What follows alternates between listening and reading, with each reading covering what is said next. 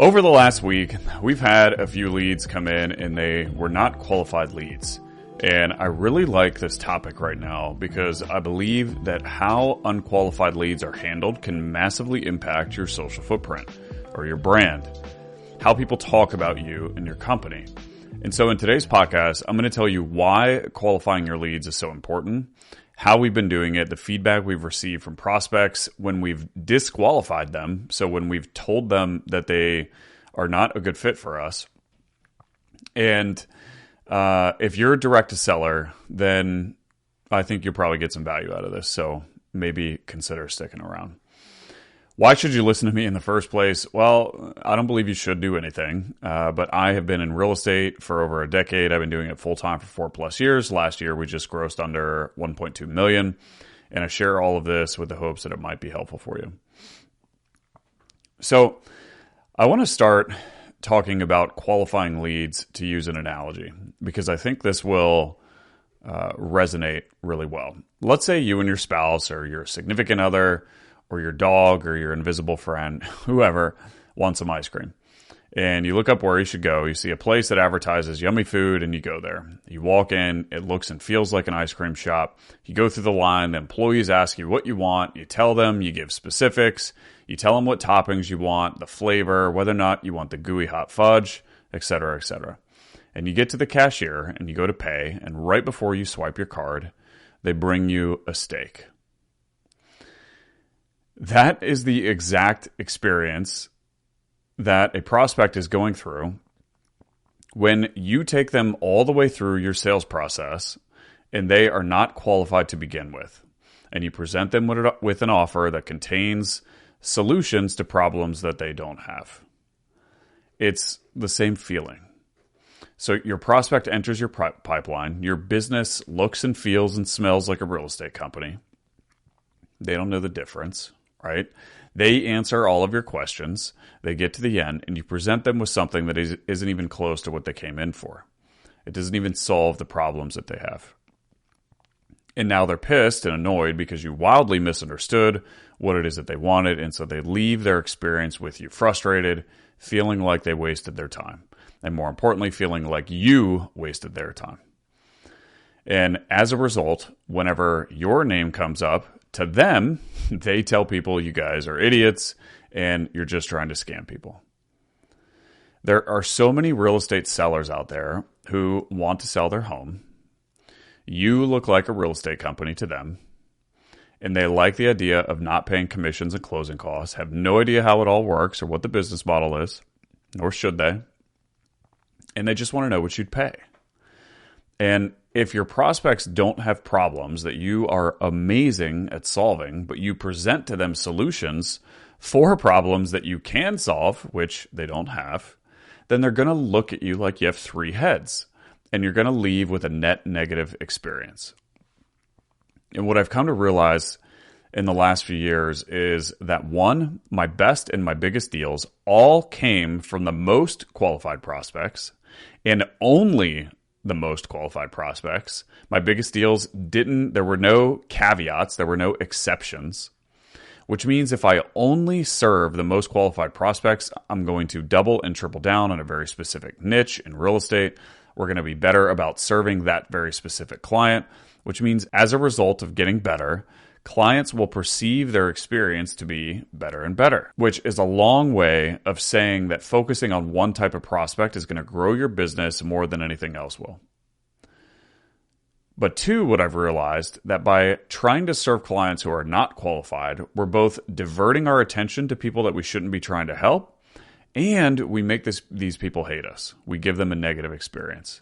And so there's literally no benefit to trying to do it.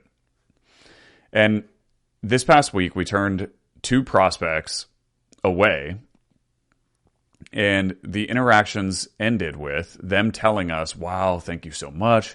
I really appreciate what you shared. That was so incredibly helpful, et cetera, et cetera.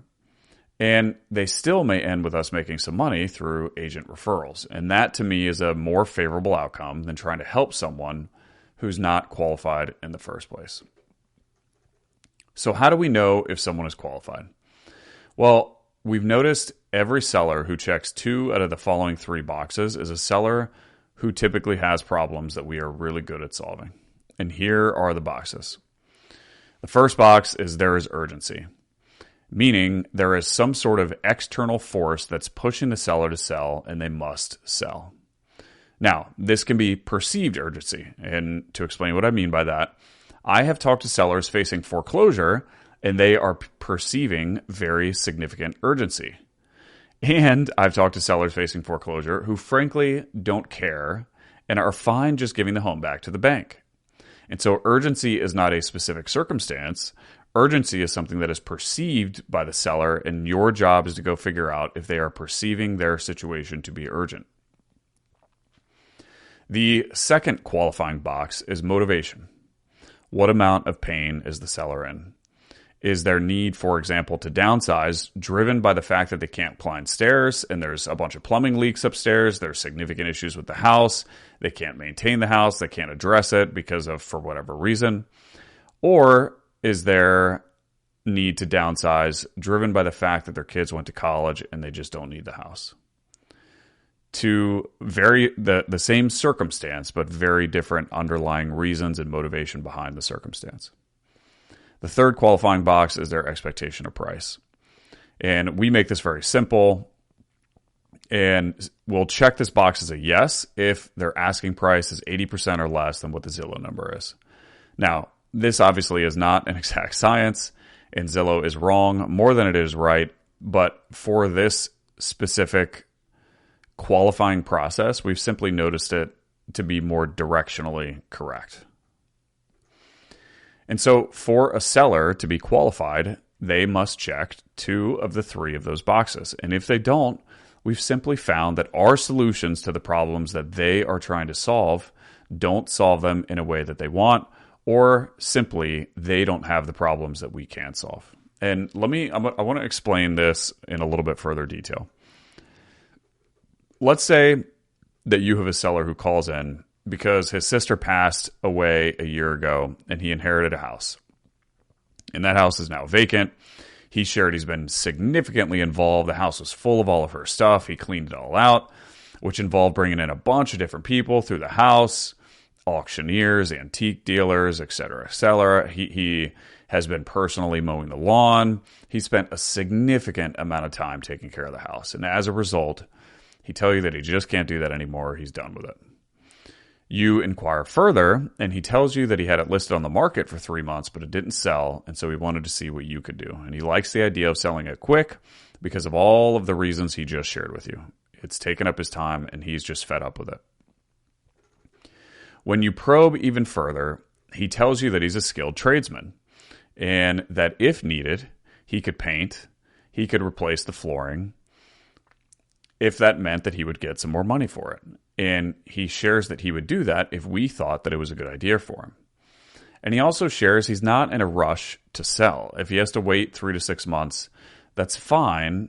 He's willing and able to do that, but he's just definitely tired of traveling to and from his current place of residence to constantly take care of his deceased sister's house. And when you get to the part of the conversation where you ask him what he wants for his house, he gives you a number that's pretty close to retail. And it's close to the Zillow number, and he shares he's discounted it from the house across the street that just sold because there's no closing costs and no realtor fees. And so for those of us counting at home, he's got no urgency. He has pretty significant motivation. The pain is relatively high. And his asking price doesn't check the box of 80% of Zillow. And so in this case, he's not qualified. If you were to take this prospect all the way through your sales process and you present an offer to him as though he is a qualified prospect, he's going to get upset that he was dragged on for so long believing that this might be a solution when in the end it was nowhere close to what he felt was acceptable. And the reason why is pretty obvious. He told you the problems that he has are as follows. Number 1, he's tired of dealing with the house due to how much time it sucked from him, and now he wants to sell it. Okay, check. You can solve that problem. You buy houses, right? So that's one problem that he has shared that you have a solution for. The second problem he has shared is that he wants to ensure he gets what he has researched as fair market value for the house. Now, think about the reasons here, and this is important. This context of what he shared with you is important. This man has invested a significant amount of his own personal time keeping up, maintaining, fixing the house, getting it emptied. Do you think someone who spends that much time personally in the house is going to care more or less about how much money they get for the house? Of course, he's going to care more. He has literally invested into this house, both with time and money. Now, had this been the exact same scenario, he inherited the house but spent zero time on it, and then made the decision he didn't want to spend any time at all, well, that is a good problem that you can solve. But back to the original problem here. He wants fair market value, and not only does he want it, but he has a very personal reason for wanting it due to how much time he spent already. Is this a problem that you can solve? Well, of course not. If you pay market value for homes, then you'll surely go out of business eventually. And so what do? You simply need to tell the seller that you cannot pay what he's expecting. And I do this in various ways, but here's one way I do this to help sellers understand the economics behind our business model. Some sellers will call in and they kind of understand the idea that we have to buy houses for less than what they're worth. But some sellers, they don't even think about it. And it's not because they're stupid. It's not because they're bad. They see you as a real estate company and they just call in wanting an offer. But here's what I'll say to the seller. Mr. Seller, I have no idea how much your property qualifies for, but just as an example, so you can understand the economics of how we work, would it be helpful if I shared with you kind of an overarching economic example? And they always, most of the time they'll say, yeah. And so I'll say, okay, let's say that, and again, I have no idea what your property qualifies for, but just for round numbers and for using examples, let's say that your home right now, if it was listed on the open market, would sell for $250,000. What I have found when I sell a home on the open market is I'm netting about 90% of the purchase price. I did 50 homes last year. On average, that's about what I'm netting. And this is broken down by you're going to have 6% commissions, 3% on the buy, 3% on the sell, 2% in closing costs, title fees, attorney fees, taxes, et cetera, and then 2% seller credits. This is typically one of two things. One, the buyers are asking a lot of sellers right now for closing costs because interest rates are high. Or two, they're going to do a home inspection and ask you to fix a few things. You're either going to have to pay to fix it or give them a credit so that they can fix it. And that is on average about 2% of the sale price of the home. So, the 6 plus 2 plus 2, that equals 10%. And that on average is about what you are going to incur in expenses when you sell a home.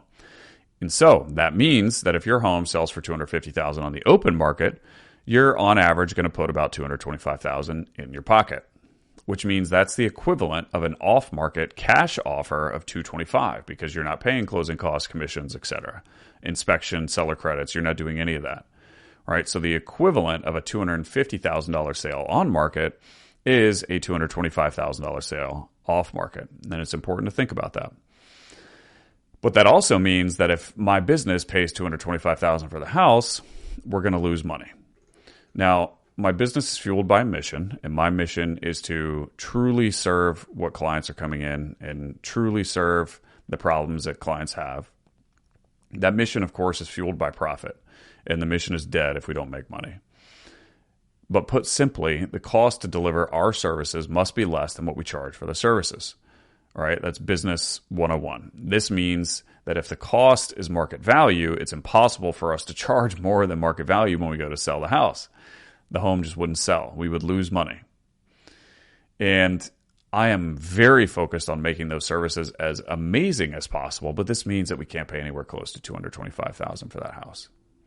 Right? Maybe we'd be in the mid to high ones. It depends on several different circumstances. But that's just an example of how the economics of our business work. Does that make sense? And anytime I ask that question, I get a light bulb goes off and they start to understand how the economics works. Now, the clients who opt to sell to us, they understand those economics and they don't care. And sometimes I will tell the unqualified prospects this. I'll say, look, yeah, the sellers who work with us, they don't care that they're giving up some equity because they have bigger problems. And I am great at solving those problems. And some examples of those problems might be needing to sell the house quickly, needing certainty of a certain sales price and a certain closing date, needing to sell the house now and not be able to not have to fix anything inside it, or be able to leave everything that they have behind because they don't want or have the resources to take care of it.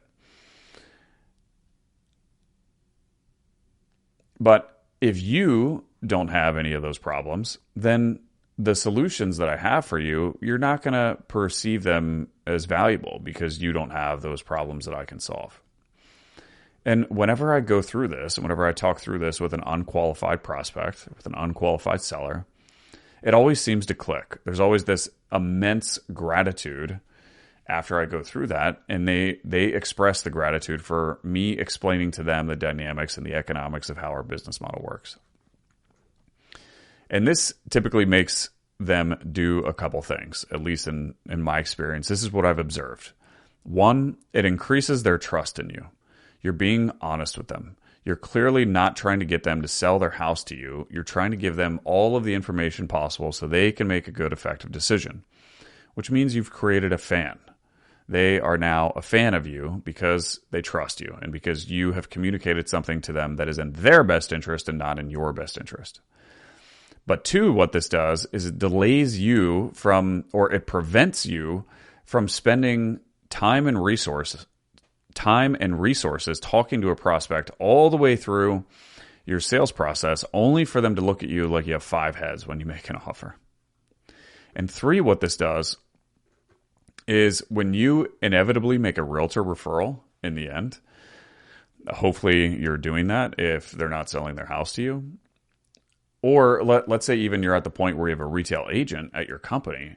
When you make the suggestion to go with a realtor, they're going to consider it 100 times more than if you offered them half of what they expect to get for their house. And you took them all the way through the sales process and just wildly undelivered to their very high expectations.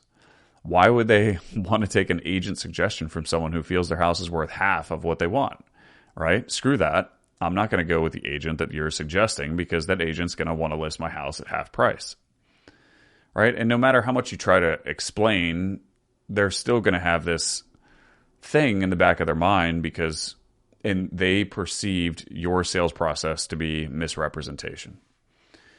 And so, in summary, make sure that you're qualifying your prospects. You are going to decrease the amount of time that you spend talking to people who are never going to sell you their house in the first place. And you are going to build significantly more trust in your community, and you might actually get retail referrals. This is one thing that I'm working a lot harder in my business this year is how can I make more money doing very little to no more work? All right. And so retail referrals are going to be one thing where we try to get a lot more of this year. Now, to close this out, you still might do deals with these unqualified prospects. And it doesn't happen very often. I've had probably a handful of these types of clients. But after telling them what I just went through with you, for example, they still insist on going through the sales process. And not all of them say yes in the end, but some of them do. And so I'll go through the process and I make them an offer. And that offer, of course, is very pre-framed around the fact that it's going to disappoint them and not going to live up to their expectations. But they say yes in the end, and they tell you they say yes because they trust you. They understand that the cost of doing what they're doing with you is worth it because of whatever reason that they've assessed. And when that happens, those tend to be the clients who write the most raving reviews about your company because they're just so appreciative of your honesty. And then when you do a great job of making it the most convenient home selling process that's ever existed and you do everything that you said, you just build more and more credibility along the way because you've been honest with them up front. They're willing and able to take a discount for their house because you can take care of, some convenience. So that's it. Be sure to qualify your prospects, have great conversations with them, spend more time with qualified prospects, less time with unqualified prospects, and you're going to serve more people and in turn make more money. And if you guys got some value out of this, it would mean a ton to me if you shared it. Tap that little copy button, put it on your Instagram, send it to an investor friend, text it to someone. That's how we grow. And my guess is maybe you might know someone in real estate who needs to hear this qualified, unqualified message. There's a lot of wholesalers out there that take everyone through their sales process.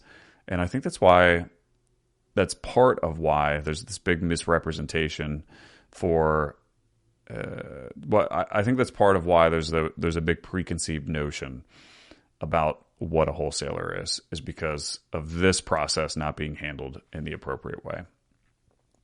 But if you're feeling extra spicy, take your thumb, give me a quick tap of the thumb in the rating section of this podcast. That's another way we can grow. But I appreciate you guys. I love you.